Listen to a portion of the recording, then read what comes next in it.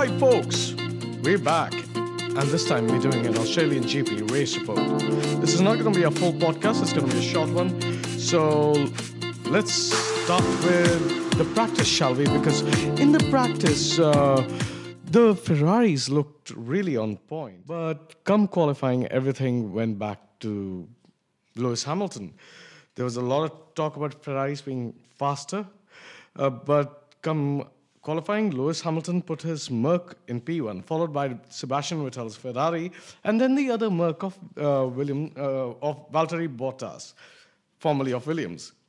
The only two big surprises of qualifying was Antonio Giovinazzi getting a race seat from Pascal Wehrlein in Sauber, and Daniel Ricciardo crashing out in Q3. And yes, Lance Stroll crashed again in practice 3, so there are no surprises over there. Now let's get back to Australian GP race report, shall we? Because Daniel Ricciardo started from the pit and he joined the race 2 laps down, so he was never really in any kind of contention.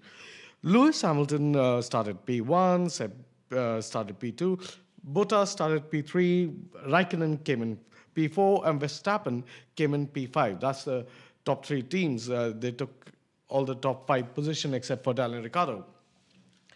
When the race started, after the 2 formation laps, Hamilton got a good start and retained his P1 position. And so did mostly everybody. There were a few lockups, but nobody got really damaged. That was until Kevin Magnussen from Renault shunted Marcus Ericsson, Sauber, and they both went off the track. Great debut for Renault, K-Mag. Great debut. Then everything started stabilizing. That was until lap 15 when Romain Grosjean's Haas caught fire. It was really smoking out there in the pit lane, even while coming, and when they literally had to put the fire extinguishers and put the fires out. That prompted Toro Rosso of Carlos Sainz to move up to P7 and Perez to move up to P8 from Force India. On lap 18, Hamilton pitted and put on soft tires. And we were like, one-stop race? Huh? And then quickly, Perez and Force India followed up the same strategy by putting on the soft tires. And we were like, double huh? But Ferrari was having none of all that undercut nonsense. They put their foot down, and Sebastian started pulling away from the rest of the grid. Meanwhile, Hamilton got stuck behind young Max Verstappen in his irritating Red Bull in P4, while Checo got back up to P8 in the Force India. At least one undercut worked out. Finally, at lap 24, Sebastian Vettel pitted and joined the race back at P2 behind his teammate Kimi Raikkonen. Meanwhile, Lewis Hamilton was still stuck behind Max Verstappen.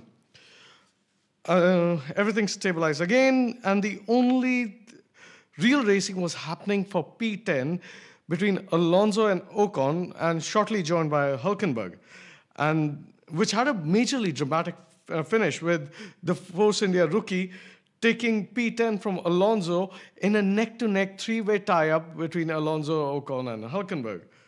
Then Alonso's McLaren gave up on him, and that was it for McLaren. But back up there was nothing really happening because the amazingly unflappable Vettel finished in P1, won the race, followed by Lewis and Valtteri. Great result for Ferrari. They won their first Australian GP in 10 years. And that is why I'm wearing the red Ferrari shirt and haven't shaved, just like Sebastian Vettel. No, it's not because I'm lazy. Don't listen to my fellow podcasters, okay? But this race left us with a lot of questions. A lot of questions. Like the Ferrari engine in Haas. It gave up on Romain Grosjean mid-race. Does that mean Vettel, Kimi Raikkonen, and the rest of the Ferrari teams are in trouble? Also, on lap 28, Daniel Ricciardo had an engine problem and stopped. even while he was not pushing the car. Does that mean Renault engine problems are already picking up in the first race of the season? I don't know what's going to happen. We're going to discuss all that and more when we return with a full podcast. This has been a race report for the Australian GP. I'm Ishan from 6-Wheel Radio, and we'll see you next time. Please watch some of our older videos like the F1 Testing Report 1 and 2 to catch up with what is actually happening in the cars. That's all from us. So, bye-bye.